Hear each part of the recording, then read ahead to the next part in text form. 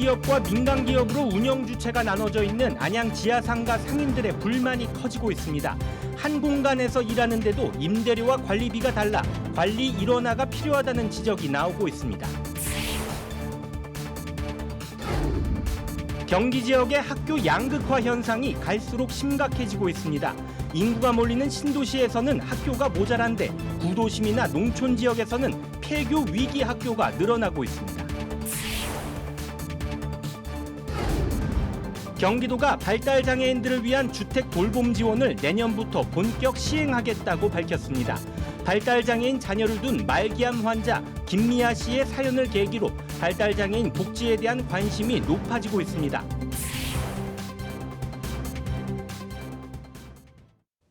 시청자 여러분 안녕하십니까? 경기 주간 종합 뉴스 시작합니다.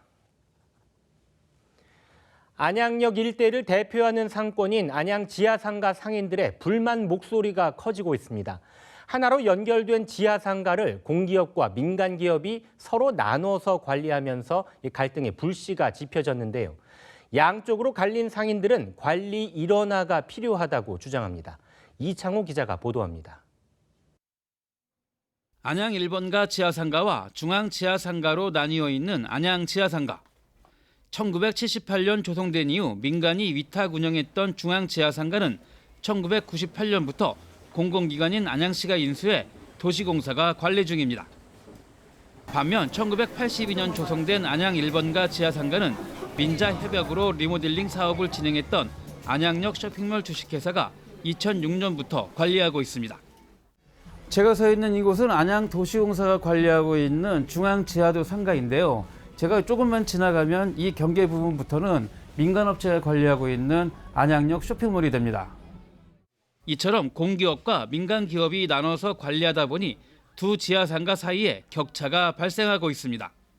관리비의 경우 중앙 지하상가는 3.3제곱미터당 2만 5천 원을 내지만 안양 1번가 지하상가는 이보다 2배가량 되는 4만 6천 원을 부담하고 있습니다. 평균적으로 봤을 때. 평균적으로 7제곱 한 칸에 10만 원이야. 또한 중앙 지하상가는 코로나 3년간 임대료 50% 감면 혜택을 받았는데 안양 1번가 지하상가는 민간 사업자의 계약 연장을 조건으로 연 23% 감면 혜택만 받았습니다. 똑같은 공유재산으로 안양시의 관리를 받고 있는 안양시 관리인데 그쪽은 공유재산 물품관리법에 의해서 코로나 3년 동안도 임대료를 50%씩이나 감면을 받았지만 저희 지하도상가는 민간 위탁사업자가 관리하는 바람에 제대로 된 감면도 못 받고 3년간 23%, 연 23%씩 받으면서 운영기간이 1년이 연장이 됐습니다. 그래서 사실 저희는 불만이 굉장히 많죠. 인건비도 중앙 지하상가는 사실상 없지만 안양 1번가 지하상가는 상인들이 부담하고 있는 실정입니다. 저희는 에스컬레이터, 엘리베이터, 전기료, 그다음에 화장실에 나오는 수도료 일부를 제외하고는 모든 금액을 상인들이 부담을 하고 있고요. 전년도 기준으로 2022년도 기준으로는 그 금액이 3억 7,200만 원이나 되는데 이 부분도 인건비가 모두 배제된 상태입니다. 현재 그 부분도 지금 시에서 적극적으로 지원해 줄 생각이 없는 걸로 알고 있습니다. 중앙 지하상가 상인들이 화장실이 없어서 안양 1번가 지하상가를 이용하고 있는데 이때 사용하는 휴지 등의 비품도 안양 1번가 지하상가 상인들이 부담하고 있습니다. 휴지 이런 거는 우리는 역전에서 지금 신세 지고 있잖아요. 아 그렇죠. 여기 또 없지. 역전에서 신세를 지고 있어서 그것도 같은 상인끼리 좀 그래요. 화장실은 여기 없애버렸잖아요. 그럼 일주일 우리가 쓰고 시민들이랑 같이 지금 우리가 신세를 지는 입장이니까 굉장히 그것도 좀 같은 상인끼리 얼굴 비키기도 그렇고. 하나의 지하상가를 공공과 민간이 나눠 관리하면서 발생하고 있는 차별적인 요소들. 양쪽 상인들 모두 통합관리의 필요성을 강조하고 있습니다. BTV 뉴스 이창호입니다. 이렇게 안양 1번가 지하상가 상인들은 임대료와 관리비 인하를 요구하고 있습니다. 관리 운영을 맡고 있는 민간 사업자가 물가 인상분만큼 올린 임대 계약서를 청구해 상인들은 분통을 터뜨리고 있는데요. 일부 상인들이 계약 거부 움직임까지 보이고 있는 가운데 안양시와 민간 사업자 사이에 민자 협약 자체를 뜯어 고치자는 방안이 모색되고 있습니다. 계속해서 이창호 기자입니다. 안양도시공사가 관리하고 있는 중앙지하상가보다 임대료와 관리비를 많이 내고 있는 안양 1번가 지하상가 상인들. 임대료는 1제곱미터당 10만 원씩 더 내고 있고 관리비도 2만 원 정도를 더 부담하고 있습니다. 이런 상황 속에서 민간 사업자가 물가 인상분만큼 임대료를 올리겠다고 재계약을 통보해오자 상인들이 반발하고 있습니다. 상인들은 민간 사업자가 소비자 물가 인상분만큼의 임대료 인상을 요구하자 계약 거부 움직임을 보이고 있습니다. 임대료는 물가 인상분인 4.8%를 적용했습니다. 상인들은 코로나19 시기를 포함 지금까지 단 한 번도 빠지지 않고 매년 임대료를 인상해왔다며 불만을 터뜨립니다. 얼마나 또 올리는 걸로 나왔어요? 4.8% 올린다고 나왔어요. 근데 뭐 4.8%가 문제가 아니라 이건 근본적으로 너무 문제가 많아요. 해결을 할 수 있는 방법이 시에서 어떻게 조정을 해줘야 되는데 시에서는 뭐 아예 그냥 자기네는 원칙만 따지고 있으니까. 임대료 관리비가 해마다 올라요. 지금 해야 될 지금 이거는 지금 망설이고 있는 겁니다. 아니 하도 이거 돈이 한참 안 들어서 하루에 말하자 그냥 안 들어오는 것도 많아요. 이에 대해 안양역 쇼핑몰 주식회사 관리업체 측은 임대료 감면을 위해 노력 중이라는 입장만 전달해왔습니다. 하지만 상인들은 2004년 10월 안양시와 안양역 쇼핑몰 주식회사와의 실시 협약서부터 잘못됐다며 재협약을 요구하고 있습니다. 일반 시민이 이용하는 보행자 도로 등 공용부 관리비도 서울처럼 임대 면적만큼만 부과하도록 개선해야 한다는 입장입니다. 기본 임대료나 관리비가 터무니없이 책정이 됐고 그것이 공사비에 기인을 한다고 생각을 합니다. 늦었지만 이제라도 재협약을 통해서 민자협약을 개정하거나 해서 임대료나 기본관리비를 재협상을 해야 된다라고 생각이 되고요. 공용부에 대한 관리비도 임대 면적만큼만 상인들이 부담을 해야 된다고 그렇게 판단하고 있습니다. 안양 1번가 지하상가 임대료 문제를 지적하고 있는 한 시의원도 재협약이 필요하다고 강조합니다.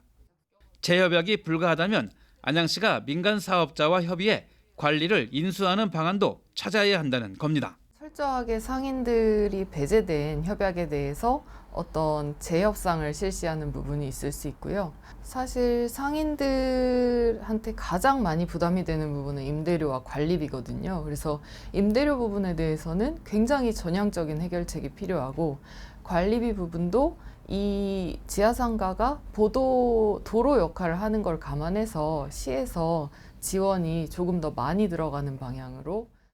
안양역 쇼핑몰 주식회사의 안양 1번가 지하상가 계약 기간은 임대료 감면에 따라 1년이 연장돼 오는 2029년 3월까지입니다. 안양 1번가 지하상가 상인들은 그때까지 기다릴 수 없다며 안양시의 결단을 촉구하고 있습니다. BTV 뉴스 이창호입니다. 안산 지역의 경제 동향에 빨간불이 들어왔습니다. 생산과 고용, 수출 등 지역 경제를 나타내는 각종 경제 지표가 줄줄이 마이너스를 기록했는데요. 고물가와 고금리, 세계 경기 둔화가 영향을 미친 것으로 보이는데 특히 중국을 상대로 한 수출이 대폭 줄면서 상황을 악화시킨 것으로 분석됩니다. 보도에 이재문 기자입니다. 안산 상공회의소가 발표한 지난해 1월 기준 지역 경제 동향입니다.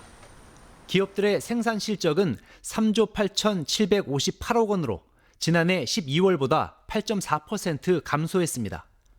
한동안 매달 4조 원대를 넘었던 생산 실적이 지난해 같은 기간보다도 줄었습니다. 기계 분야가 마이너스 14.5%로 가장 큰 감소폭을 보였고 섬유화학 마이너스 12.3%, 운송장비 마이너스 9.3%, 섬유의복 마이너스 8.9%를 기록했습니다. 고용은 축소됐습니다. 지난해 3분기부터 꾸준히 늘었던 고용은 올해 들어서 대폭 감소했습니다. 15만 명 아래로 떨어질 위기에 놓였습니다. 지난해 말과 비교해 한 달 사이 791명의 일자리가 줄었습니다. 기계 분야에서 338명, 전기전자 258명, 운송장비 114명 순으로 집계됐습니다. 수출 건수는 10.5%, 금액은 9.5% 줄었습니다. 수입은 4.6% 줄어든 반면 금액은 오히려 0.4% 늘었습니다. 이에 따른 무역 수지는 전월 대비 무려 40.8%나 감소했습니다. 산업통상자원부는 수출 감소의 원인으로 고물가와 고금리, 세계 경기 둔화와 반도체 업종의 악화를 추정했습니다. 우리나라의 무역 수지는 13개월 연속 적자를 기록하고 있는데 안산도 예외가 아닌 것으로 확인됐습니다. 특히 대중국 수출은 무려 31.4% 줄어들며 8개월 연속 감소하고 있습니다. 최대 수출 품목인 반도체 D램 등 주요 제품의 가격 하락세가 맞물려서 수출 감소폭을 키웠고 안산의 관련 업체들도 불황의 늪을 빠져나오지 못하고 있습니다. BTV 뉴스 이재문입니다. 3년 전에 개통한 수원 북부 순환로의 통행료가 최근에 인상됐습니다. 개통 후 첫 번째 인상인데요. 지역사회에서는 요즘같이 민생이 어려운 시기에 굳이 통행료를 올려야만 했냐며 불만의 목소리가 커지고 있습니다. 이재호 기자입니다.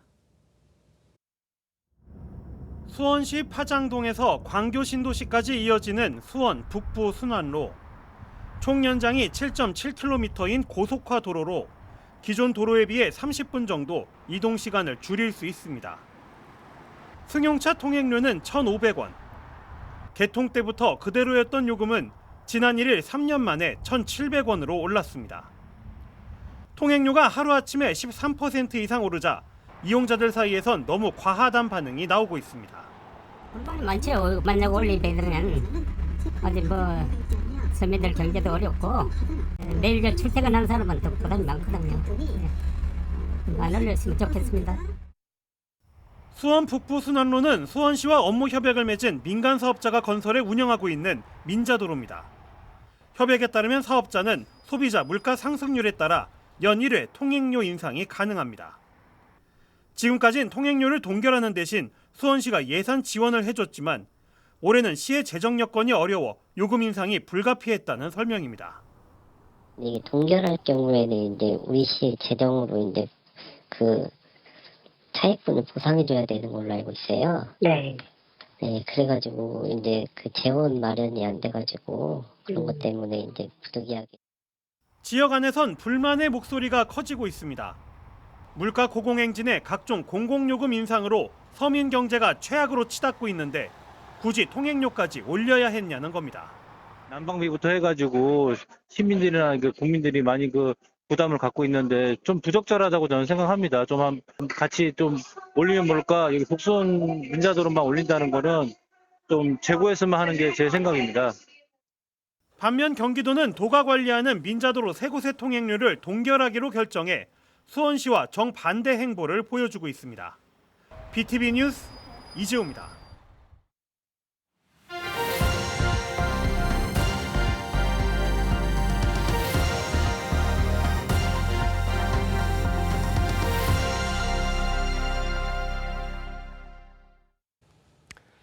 저출산과 고령화가 가속화하면서 지역 소멸에 대한 위기감도 커지고 있습니다. 농촌과 도시를 가리지 않고 덮치고 있는데 케이블 TV가 전국 공동기획으로 지역 소멸의 현 주소를 짚어봅니다.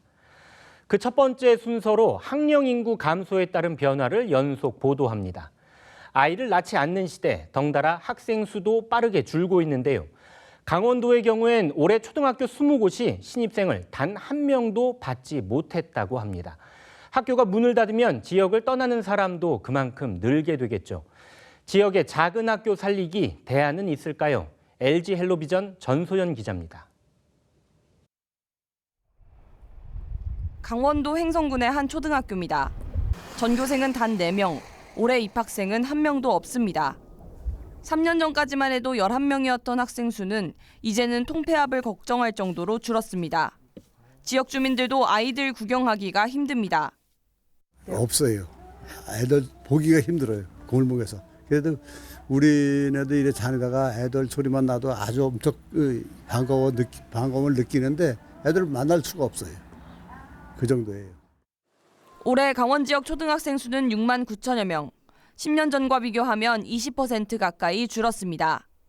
문을 닫는 학교도 늘고 있습니다. 이미 강원도 내 초등학교 4곳 중 1곳은 통폐합 추진 대상이거나 권장 대상입니다. 소규모 학교도 점점 늘어나는 추세입니다. 올해 강원 지역에서 신입생이 1명뿐인 학교는 20곳, 신입생이 아예 없는 학교도 20곳입니다. 신입생이 0명에서 1명뿐인 학교는 지난해보다 5곳 늘었습니다. 각 학교들은 자구책 마련에 분주합니다. 승마나 골프 같은 특색 있는 프로그램을 운영하거나 농사노촌 유학생 제도를 통해 도시 지역에서 단기적으로 학생들을 모으고 있습니다. 전교생이 16명뿐인 홍천 화촌초등학교. 아카펠라나 사물놀이 등 모든 학생이 함께하는 예술 통합 수업을 진행 중인데 학부모와 아이들의 반응도 뜨겁습니다. 학생들이 직접 자치활동 기획하고 행사도 주도해서 준비해서 기획해서 운영하고 이런 이제 기회들이 더 좀 많고 활발한 것 같고요. 예술 수업들을 학년을 이제 같이 통합으로 수업을 하다 보니까 학생들의 관계도 훨씬 좋고. 강원도교육청은 도심 과밀학급에선 찾기 힘든 1:1 맞춤형 교육을 통해 작은 학교를 살릴 방안을 찾고 있습니다. 작은 학교가 특색 있는 교육 과정을 펼칠 수 있도록 예산이라던가 자료라던가 아니면 이런 부분들을 폭넓게 지원하고 있습니다. 꼭 광역화를 통해서 이제 다른 지역에 있는 큰 학교에 있는 아이들이 작은 학교로 다닐 수 있게 한다거나 아이들이 줄면서 학교가 문을 닫고 덩달아 지역이 쇠퇴하는 속도도 빨라지고 있습니다. 학생과 학부모들이 만족하고 체감할 수 있는 작지만 강한 학교 만들기가 절실합니다. 헬로티비 뉴스 전소연입니다. 이렇게 강원도 지역처럼 경상북도 지역도 시골 학교에 폐교가 잇따르고 있는 실정입니다. 경북에서는 작은 학교 자유학구제 운영으로 학령 인구 감소의 해법을 모색하고 있는데요. 도시 학생들을 시골 학교로 자유롭게 전입할 수 있도록 했더니 학생 수가 다시 늘어 폐교 위기를 극복하는 학교들이 하나둘씩 생겨나고 있습니다. 이 소식은 HCN 정필문 기자가 보도합니다. 경북 농촌 마을의 한 초등학교입니다. 한때 입학생이 너무 적어 폐교를 걱정했지만 작은 학교 자유학구제 운영으로 사정은 180도 달라졌습니다. 올해만 해도 정원보다 입학 희망자가 더 많아 추첨을 했을 정도입니다. 도시에서 시골 학교로 자유롭게 전입할 수 있는 기회를 열어놓자 학생들이 앞다퉈 찾아오는 학교가 된 겁니다. 학생 수가 적다 보니까 이제 선생님과 학생 간의 좀 이제 심리적인 부분이라든지 학습적인 부분들이 선생님께서 잘 세심하게 관찰해 주시고 잘 케어해 주셔서 시골 작은 학교는 도시 학교와 비교했을 때 가족적인 분위기는 물론 체험학습의 기회가 많다는 게 큰 강점으로 꼽힙니다. 승마나 스키 캠프 같은 체험학습을 되게 많이 가거든요. 그런 점을 통해서 학생들이 많은 활동을 할 수 있는 게 좋은 것 같아요. 경북은 지난 2019년부터 작은 학교 자유학구제를 도입했는데 시골 학교로 유입되는 학생들이 점점 늘어 한 해 500명을 넘겼습니다. 정책의 효과를 확인한 교육청은 자유학구제 도입 학교를 해마다 조금씩 늘려가고 있습니다. 현재 읍면 시골 지역을 중심으로 운영되고 있는 작은 학교 자유학구제는 내년부터는 도심 지역 학교로까지 확대될 전망입니다. 공동화 현상을 겪고 있는 구도심과 인구가 몰리는 신도시의 학생 수 불균형을 완화하기 위한 조치로 학교 선택의 폭이 점점 넓어지고 있습니다. 원도심에 있는 작은 학교들을 살리는 그런 활성화 지원이 필요하고 그다음에 시지역에 전체 학교 간 균형 발전이 필요합니다. 그래서 시내 동지역에 작은 학교 자유학구제를 확대 시행하려고. 학령 인구 감소로 폐교 위기에 내몰린 작은 학교가 통합구역 조정으로 재기의 발판을 마련하고 있습니다. HCN 뉴스 정필문입니다. 학령 인구 감소는 지방의 문제만은 아닙니다. 서울에서도 학령 인구가 계속해서 줄어들고 있고 출산율은 전국 최하위를 기록하고 있습니다. 서울에 거주하는 젊은이들이 아이를 낳고 키우는 일에 주저하는 이유는 무엇일까요? 계속해서 딜라이브 TV 이초원 기자입니다. 최근 10년간의 서울시 소재 초등학교 입학생 수 변화입니다. 10년 전 초등학교 입학생은 약 7만 명이었지만 지난해는 6만여 명으로 줄었습니다. 10년 새 1만 명 규모의 입학생이 줄어들면서 서울시 소재 초등학교 2곳이 통폐합됐습니다. 아울러 초등학교 중 학생 수가 240명 이하인 소규모 학교 역시 지난해는 51곳이었지만 4년 뒤인 2027년에는 85곳으로 늘어날 전망입니다. 서울의 작년 합계 출산율이 전국 최저를 기록했고 감소세가 더욱 가팔라지고 있기 때문입니다.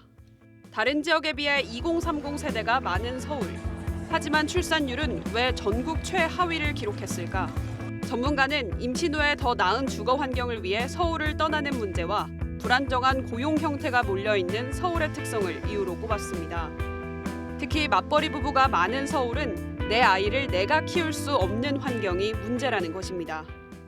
현재 서울 구조가 좀 생각을 해보면 너무 일을 해야 된다라고 하는 부분에 너무 초점을 맞추게 되면서 너무 늦은 시간까지 아이를 맡겨야 되고 사실 그런 아이를 보면서 마음이 아픈 부모들은 결국은 일을 이제 그만둬야 되겠구나. 라고 하는 생각들을 하게 된다는 것이 지금 현재 서울 상황이지 않을까. 진짜 정규시간 끝나고 집에 최소한 한 7시까지는 돌아갈 수 있는 사회구조가 안 만들어지는 것. 이게 지금 현재 서울 상황의 큰 문제라고 봅니다. 서울에 거주하는 30대 기혼 여성 황민선 씨. 11개월 된 아기를 키우고 있지만 황 씨 역시 결혼 이후 임신을 고민했습니다. 둘 다 일을 하다 보니까 또 매일 정시퇴근 할 수 있는 것도 아니고 야근하고 집에 와서 둘이 밥해 먹기도 힘든데 우리가 만약에 여기서 애까지 있으면은 걔를 키울 수 있을까? 우리 둘 먹고 살기도 힘든데. 서울의 비싼 집값과 물가, 어쩔 수 없는 맞벌이 때문에 늘어나는 사교육비도 고민입니다. 특히 서울은 맞벌이 부부가 많잖아요. 그러니까 더 막 사교육 이런 거에 치우치게 되고 돈도 경제적으로 많이 들고 점점 힘들어지는 것 같아요. 2023년 서울의 인구 분포도입니다. 그렇다면 20년 뒤엔 어떨까요? 생산하는 인구는 적어지고 부양해야 하는 인구는 늘어나는 역피라미드 구조가 됩니다. 이 모습을 본 미국 대학 한 교수는 2300년엔 한국이 사라질 것이라며 인구 소멸 1호 국가로 한국을 꼽기도 했습니다. 대한민국 수도 서울의 출산율 감소가 대한민국의 소멸로도 이어지고 있는 상황입니다. 딜라이브 뉴스 이초원입니다. 자, 이번엔 경기 지역 살펴보겠습니다. 수도권 인구 쏠림 현상 속에 경기도의 인구는 올해 1,360만 명을 넘어섰습니다. 전국 인구 최고를 자랑하고 있지만 그 속사정을 들여다보면 문제가 복잡합니다. 특히 지역별 학령 인구 편차에 따른 학교 양극화가 갈수록 심화되고 있는데요. 아이들이 넘쳐나는 신도시는 학교가 턱없이 모자라고 구도심이나 외곽은 학생이 없어 학교 문을 닫게 생겼습니다. 앵커 리포트입니다. 경기도 평택 고덕국제 신도시에 있는 한 초등학교입니다. 학교 운동장 한가운데 조립식 건물, 일명 모듈러 교실이 들어서 있습니다. 개교 4년 된 이 학교는 해마다 입학하는 학생 수가 급증해 건물을 증축한 데 이어 지난해에는 모듈러 교실까지 짓게 됐습니다. 이마저도 내년에는 교실이 부족할 수도 있는 상황. 인구 16만이 입주하는 고덕 신도시에 현재 개교한 초등학교는 이 학교를 포함해 단 2곳뿐입니다. 물론 이제 앞으로 이제 3개 학교는 더 이제 개교할 예정이 있는데요. 3개 학교가 개교를 한다고 치더라도 앞으로 입주할 단지가 그 수를 훨씬 더 넘어섭니다. 그러다 보면 앞으로도 계속 이제 과밀이 쭉 이제 예정이 돼 있죠. 신도시에서 불과 2km 떨어진 구도심에 위치한 이 초등학교는 교실이 남아돕니다. 90년대에는 전교생이 3,000명에 달할 정도로 지역을 대표하는 학교였지만 구도심으로 밀려난 뒤로 학생 수가 급격히 줄어들어 지금은 217명에 불과합니다. 도시가 좀 뭐라 그럴까 침체되고 또 여기 사시는 분들도 다른 외부적으로 다 나가다 보니까 동문들도 전과 같이 많이 모이는 계기도 없고 또한 학생 수들도 줄고 있으니 외곽 지역으로 가면 상황은 더 심각해집니다. 안성시 일중면에 있는 이 초등학교는 개교 59년 만인 올해 문을 닫고 인근 초등학교로 통폐합됐습니다. 지난해 전교생 수는 28명, 신입생 입학은 없었습니다. 신도시는 아이들이 넘쳐나 학교가 모자란 판국이지만 경기 외곽 지역으로 가면 이렇게 문 닫는 학교가 늘어나고 있습니다. 경기 지역에서는 최근 5년 동안 17개 학교가 폐교됐는데요. 수도권으로의 전입 인구가 급격히 늘어나 경기도는 전국에서 가장 많은 인구가 살고 있지만 출생률 저하에 따른 학령 인구 감소는 피해가지 못하고 있습니다. 경기 지역의 학교 양극화 현상은 가속화되고 있습니다.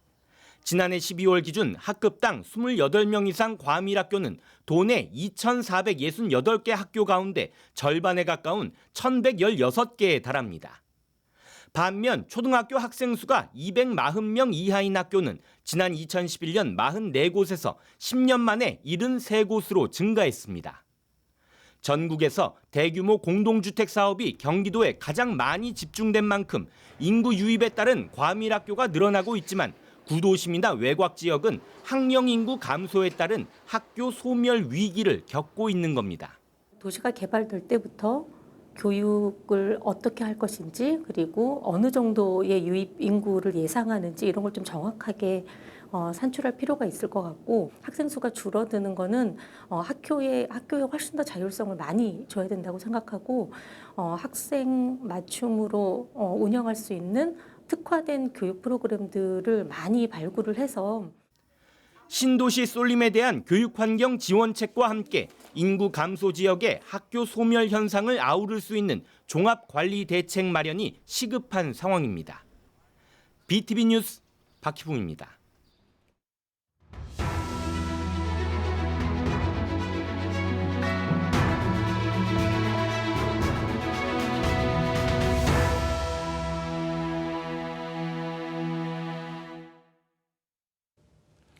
발달장애인 자녀를 둔 말기암 환자 김미하 씨의 사연이 알려지면서 발달장애인의 주거 복지에 대해 관심이 높아지고 있습니다. 최근 발달장애인 부모들이 김동연 경기도지사와 면담을 가졌습니다.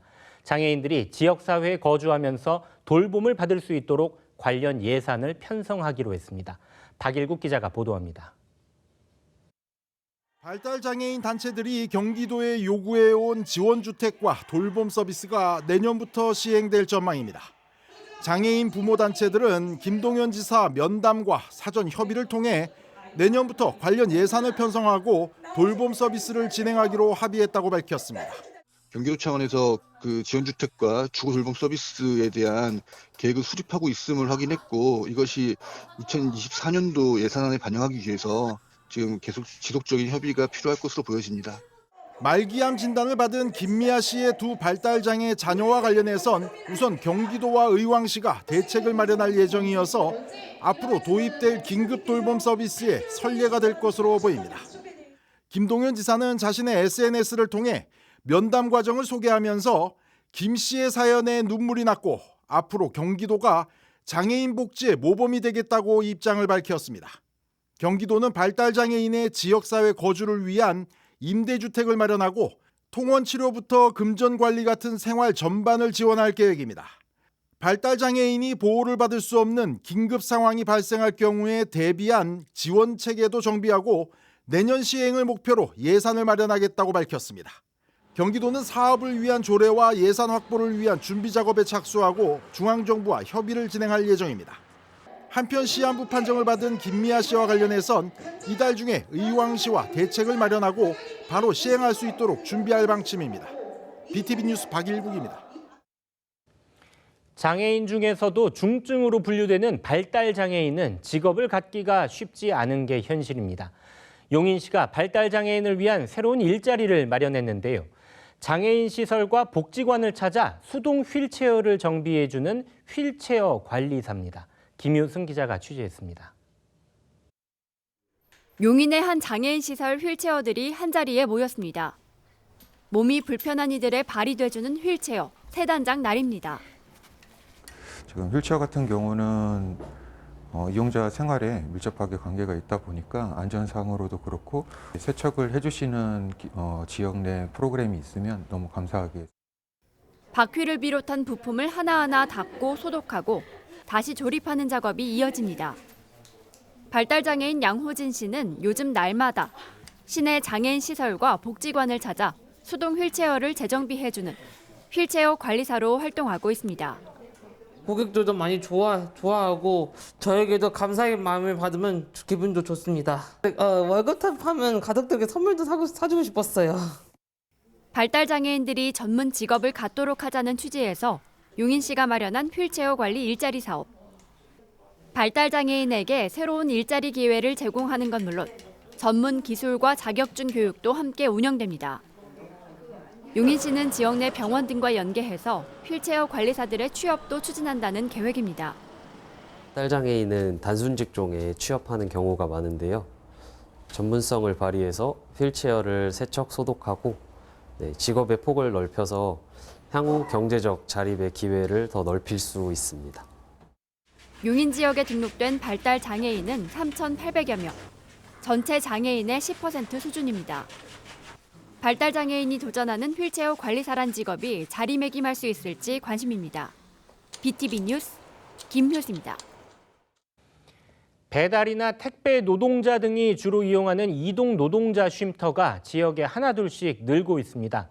하지만 그 이용률은 기대보다 높지 않은 상황인데요. 큰 예산을 들이지 않아도 길거리에서 많은 시간을 보내는 여성 이동 노동자들을 지원하는 서비스가 안산에 마련됐다는 소식입니다. 이재문 기자입니다. 17년째 도시가스 검침원으로 일하고 있는 강원숙 씨. 아침 일찍부터 저녁 늦게까지 도시가스 검침 업무를 하며 대부분의 시간을 거리에서 보냅니다. 가스 계량기가 설치된 곳을 일일이 찾아다니느라 힘든 업무를 하지만 마땅히 쉴 곳은 없습니다. 동네 편의점이 유일한 휴식 공간입니다. 편의점에서 뭐 음료수가 시원한 물 먹는 게 제일 편하게 느껴지는 것 같더라고. 목마르면 지나가다가 그냥 편의점 보이면 또 편의점이 가격이 싸잖아요. 다음 달부터 강원숙 씨에게 이제 휴게실은 편의점이 아닌 카페가 됩니다. 안산시 여성노동자복지센터가 이른바 일과 쉼 사이 서비스를 시작합니다. 검침원이나 학습지 교사, 요양보호사 등 여성 이동 노동자들에게 카페를 이용할 수 있는 쿠폰을 제공합니다. 일주일에 한 번, 한 달에 4번까지 이용할 수 있는 쿠폰으로 동네 카페에서 쉴 수 있습니다. 커피숍은 좀 아늑한 내가 앉아서 그냥 밖에도 그렇게 쳐다보면서 누군 눈치 안 보이고 10분을 쉬더라도 좀 편안한 것 같다는 기분이 들어요. 안산시 여성노동자복지센터는 월피동과 선부동 지역의 카페 10여 곳과 사업을 체결했습니다. 여성 이동 노동자들의 접근성과 이동 경로 등을 고려해 참여 업체를 선정했습니다. 날씨가 굳거나 화장실 같은 사용도 어렵기 때문에 화장실 이용이 좀 편리하고 오래 있어도 눈치가 좀 보이지 않는 좀 넓고 쾌적한 곳으로 찾으려고 노력했습니다. 첫 사업에 참여할 수 있는 여성 이동 노동자는 모두 50명. 오는 14일까지 접수를 받으며 5월부터 9월까지 서비스를 받을 수 있습니다. BTV 뉴스 이재문입니다.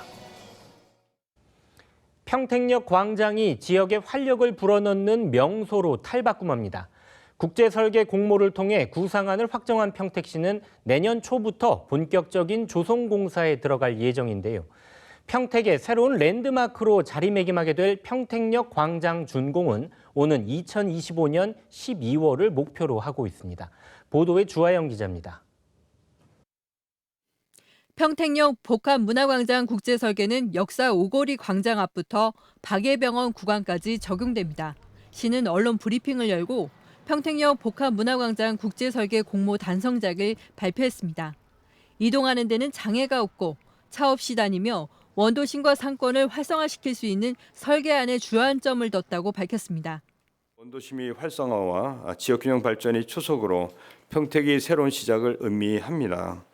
새로운 평택역 광장을 평택을 대표하는 젊음과 문화의 공간으로 조성하여 평택 시민은 물론 세계인들이 사랑하는 명소로 시는 국내 12개, 해외 공동 6개 등 총 18개 팀 작품 중 주식회사 KG 엔지니어링 종합건축사무소에 타임레스 라인을 당선작으로 선정하고 소개했습니다. 평택 역사에서 성매매 직결지이던 곳까지 12,000제곱미터가 랜드마크 복합문화광장으로 조성됩니다. 문화광장은 다양한 행사와 프로그램을 진행할 수 있도록 구성됩니다. 이곳에는 평택 평야를 모티브로 넓은 공간이 배치되고 중앙에는 물이 흐르는 그랜드 아케이드를 설치할 계획입니다.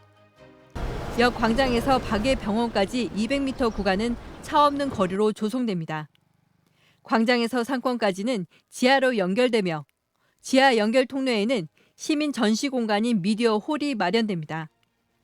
평택 역사를 중심으로 대중교통 환승 체계와 개인 이동수단 등을 연결해 시민들이 이동하는 데는 불편함이 없도록 할 계획입니다. 220대를 주차할 수 있는 지하 주차 공간도 마련됩니다. 시는 오는 12월까지 실시 설계를 진행하고 2025년 말을 준공 목표로 잡았습니다. 공사가 진행되는 동안 교통 약자와 접근성에도 심혈을 기울일 방침입니다. 교통 약자라든지 보행 동선에 대해서 상당히 고민이 많습니다. 그래서 설계 추진 시 저희 평택 경찰서가 같이 공동으로 협의를 통해서 보행 동선 및 보행 동선을 확보해서 안전하게 사업이 진행될 수 있도록 그렇게 추진할 계획입니다. 지난 2020년 평택역 주변정비 사업 기본계획으로 시작해 주민 공론화와 국제설계 공모를 마친 평택역. 이번 공모 결과가 설계에 반영이 되면 평택 역사를 중심으로 한 원래의 도심과 상권이 활성화될 것이라는 기대를 모으고 있습니다. BTV 뉴스 주아영입니다.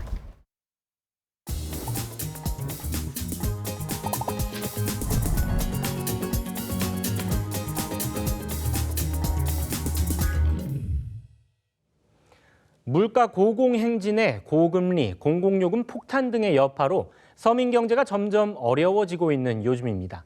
중앙정부는 물론 지자체들도 경제 위기 극복을 최우선 과제로 내세우고 있죠.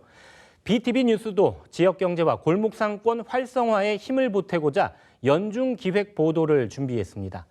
그 첫 순서로 골목 상권 공동체를 만들어 부활을 꿈꾸는 상인들을 만나봤습니다. 앵커 리포트입니다. 코로나19 여파로 경제 실핏줄이라고 할 수 있는 골목 상권의 어려움이 큰 요즘입니다. 지역 위기를 극복할 해법으로 골목 상권의 경쟁력을 키워야 한다는 목소리가 높은데요. 상인들이 힘을 모아 골목에 활기를 불어넣고 있는 수원의 골목 상권을 소개합니다. 수원에서 가장 오래된 상권인 행궁동 문화거리입니다. 길게 이어진 골목을 따라 다양한 업종의 가게들이 몰려 있습니다. 30년, 40년 넘게 한자리를 지키고 있는 상가들은 옛 모습 그대로입니다. 상인들은 삶의 터전에 대한 애착이 크지만 코로나19로 최근 3년 동안 힘든 시기를 보냈습니다. 코로나 때문에 제일 힘든 거는 어쨌든 인원 제한이죠. 인원 제한이 제일 힘들었고 이제 4명이 드시던 걸 2명이 먹어야 되고 8명이 드셔야 되는 걸 4명이 먹으니까 매출이 올랐다 그러면 거짓말이고요. 매출은 떨어질 수밖에 없었는데 급격히 침체된 상권을 살리기 위해 상인들은 머리를 맞댔습니다. 하나둘씩 모이기 시작해 공동체 조직을 만들었고 이제는 48명의 상인들이 상권 활성화를 위해 함께합니다. 여기 있는 상인들이 뭉치지 않으면 사람들이 오기도 쉽지도 않고 어쨌든 간에 이런 모습들을 보여주면 어쨌든 간에 사람들이 좀 움직이지 않을까 싶어서. 지난해에는 뜻을 모은 상인들이 코로나 때문에 멈췄던 통닭 축제를 다시 열기도 했습니다. 우려와 달리 역대 가장 많은 인파가 몰리며 대성황을 이뤘습니다. 우리 통닭거리 행사를 아주 멋지게 3일 동안 해서 45년 동안 장사를 하면서 3일 동안 매출을 제일 많이 올렸답니다. 전부 다. 통닭집도 마찬가지고 음식점도 마찬가지고 사람이 발길림 없이 3일 동안 많아서 그나마 더 힘을 가지고 활성화가 됐다. 행궁동의 또 다른 명소가 된 이른바 행리단길입니다. 세계 문화유산인 수원 화성을 병풍 삼아 카페와 음식점, 문화체험 공간이 조성된 골목입니다. 이 골목 상권 상인들은 코로나 시국을 오히려 기회로 삼았습니다. 골목마다 다양한 테마를 만들어 수원 시민뿐만 아니라 타 지역에서도 찾아오는 경기도를 대표하는 관광 명소로 조성한 겁니다. 더 방역에도 힘썼고 더 아이디어 내고 더 방문객들이 찾아올 수 있도록 아이디어도 내고 더 활성화할 수 있도록 노력했습니다. 골목 상인들이 똘똘 뭉쳐 각종 지원 사업에 도전해 경기도 관광 테마 골목으로 지정되는 쾌거도 이뤄냈습니다. 발전될 수 있는 아이디어를 내주는 거잖아요. 그렇게 할 수 있는 거기 때문에 그것을 또 같이 모여서 의논도 하고 행정의 요구도 하고 그런 노력들이었거든요. 경기도는 이렇게 잠재력과 경쟁력을 갖춘 골목 상권을 주목하고 있습니다. 골목 상권 공동체 지원 사업을 통해 개별 소상공인 30개 점포를 하나로 묶어 상권 분석과 컨설팅을 제공합니다. 올해는 10곳을 선정해 상권 1개소당 2천만 원을 지원합니다. 기존에 사업에 참여했던 상권들도 경영교육과 라이브 커머스 방송 등을 지원받을 수 있습니다. 행궁동 상인회처럼 상권을 잘 활성화시켜 있는 조직화된 그곳에 체계적으로 사업을 지원을 해가지고 경기도의 대표적인 상권으로 갈 수 있도록 성장 발전할 수 있는데 돕도록 하겠습니다. 이렇게 경기 한파로 힘겨워하는 상인들이 지역 경제의 버팀목인 골목상권에서 부활의 희망을 찾고 있습니다. 골목상권 공동체 활성화가 앞으로 지역 경제의 자생력을 키우는 원동력이 되길 기대해 봅니다. BTV 뉴스 박희붕입니다. 경기도 내 시군 의원 4명 가운데 1명은 겸직을 통해 수입을 올리고 있는 것으로 나타났습니다. 경실련은 지난 4일 기자회견을 열고 경기도 도의원과 시군 의원 총 619명의 겸직 신고 내역에 대한 실태 조사 결과를 발표했습니다. 조사에 따르면 도의원 156명 가운데 77명이 겸직 신고를 했지만 겸직 보수를 신고한 의원은 41명뿐이었습니다. 시군 의원은 463명 가운데 56.4%인 261명이 겸직을 신고했는데 겸직 수입을 올리고 있는 시원은 전체의 25.9%를 차지했습니다. 경실련은 사회적 감시를 위해 보수를 포함한 겸직 내역에 대한 투명한 공개가 이루어져야 한다고 지적했습니다.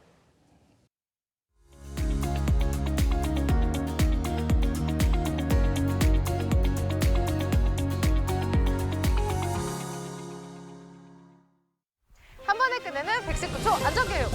빠르게 킥! 안전한 전동 킥보드 타기. 킥보드를 타기 전에는 무조건 이 자전거용 헬멧을 착용해줘야 돼요.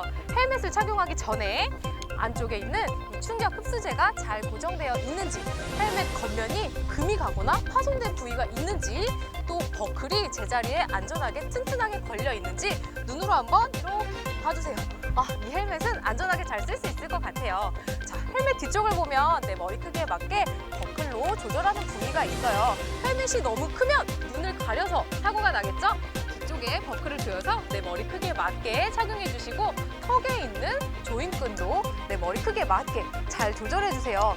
조임끈을 너무 넉넉하게 조이면 타다가 뒤로 넘어가 이렇게 목이 졸리겠죠? 안전하게 헬멧 착용하는 방법 알려드렸고요. 두 번째, 이제 킥보드를 눈으로 한번 점검해 볼게요. 킥보드가 휜 곳이 있는지, 금이 가거나 파손된 곳이 있는지, 특히 충전 배터리 부분이 파손된 곳이 있는지 잘 봐야 돼요. 앞에 있는 타이어는 공기압이 충분한지도 한번 잘 확인해 주세요. 눈으로 킥보드 점검을 마쳤으면 자, 이제 내 손으로 한번 점검해 볼 거예요. 레버, 속도 조절 장치, 브레이크, 가속 장치 등이 고장난 곳이 있는지 한번 점검해 보시고, 다리 쪽에 있는 수동으로 브레이크도 잘 되고 있는지 한번 점검해 주세요. 킥보드는 스마트폰을 보면서 달리면 당연히 사고가 나겠죠. 2명 이상 타는 거 금지! 시속 25km 이상 달리는 거 금지! 이렇게 안전한 킥보드 타는 방법 오늘 알아보았습니다. 안녕! 안녕하십니까? 경기도 소방재난본부의 이규엽입니다. 전동 킥보드는 조작 방법이 쉽고 이동성이 좋아 점점 사용자가 많아지고 있는데요. 또 그만큼 안전사고도 정말 많이 일어나고 있습니다. 그럼 더 안전한 운행을 위한 전동 킥보드 규정을 함께 알아볼까요? 전동 킥보드는 원동기 장치 자전거에 해당합니다. 2종 원동기 면허 또는 1종, 2종 운전면허를 가진 사람만 운행할 수 있습니다. 2종 원동기 면허는 만 16세 이상부터 취득이 가능합니다. 즉, 만 16세 이하의 청소년은 사용이 불가능합니다.